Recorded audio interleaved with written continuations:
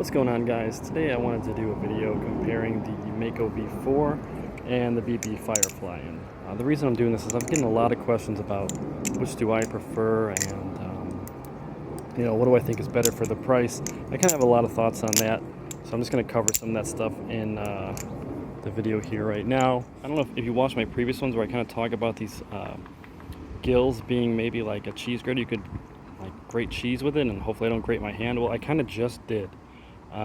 Trying to film this.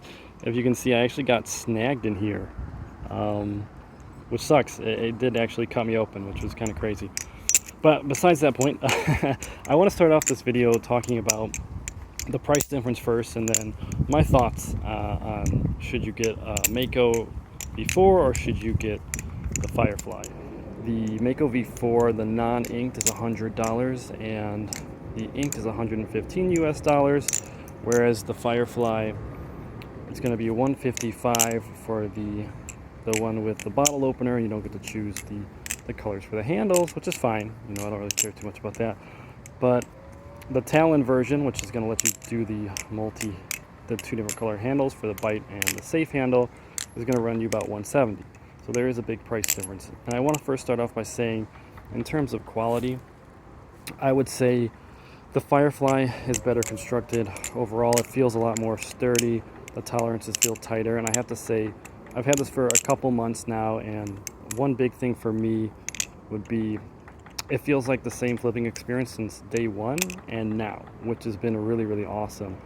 Kind of looks nicer in my opinion, and has these divots where your thumb would go when you're doing rollovers, so that's kind of nice. Otherwise, this thing would be really slippery, and that'd be fine too, honestly. Does everything really well. Ladders well, it fans well, like everything on this thing is just super nice. I gotta say, for construction wise, this is better. This looks nicer too. The handles are a bit fatter, so there's that with that.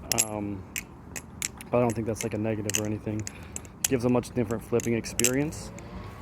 And with the Mako, it doesn't feel as like polished or well crafted. And I have to say, after having it for like a week or two, flipping experience has kind of changed a little bit. Become a lot loose pretty quick, if you can see there. In terms of my Firefly, it's felt the same since day one. Tolerances are really high, same flipping experience. So this one I probably need to tighten this one at some point. I'll get around to that. But I want to talk about, in terms of flipping experience and flippability, and I have to say that I was flipping the Firefly for probably, I don't know, a couple months, right? And I've been flipping the Mako for like 1 to 2 weeks, and it's become my favorite flipper. I just feel a bit more consistent with it. I find this a lot easier to flip. Like, I feel like this thing does like everything just a little bit better. Like, it ladders better, it rollovers better, it chaplains better, like everything's easier. So if you're a beginner like me and you want a more consistent experience that might be just a little bit easier, I would probably opt for the Mako. Just something about it. It's lightweight. Even though over time, like, the experience has definitely changed. When I first got this, there's a lot of play on this now. Like, day one flipping experience versus like day three, this thing came really loose, and I feel like it needs an adjustment, and I kind of don't like that.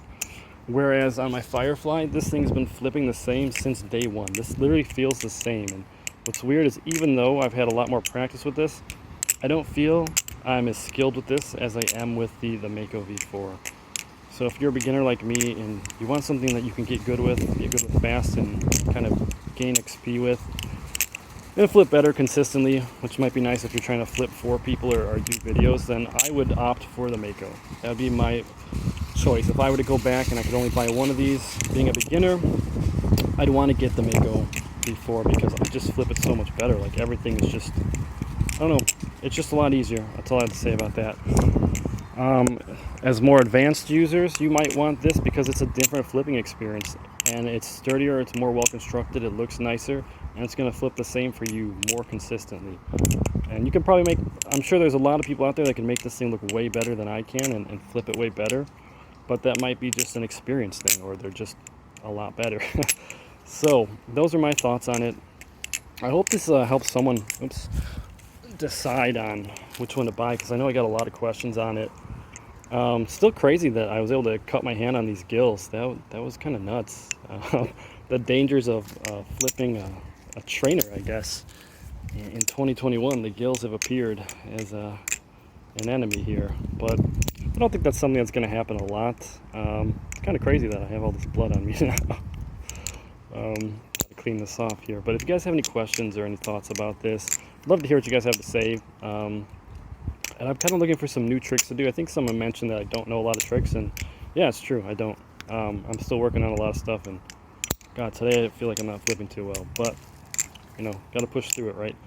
If you guys know any cool tricks, cool rollovers, I'm always interested in that, and I'm thinking about doing a couple of videos talking about my favorite rollover sequence, my favorite, oh God, the concrete transfer sequence.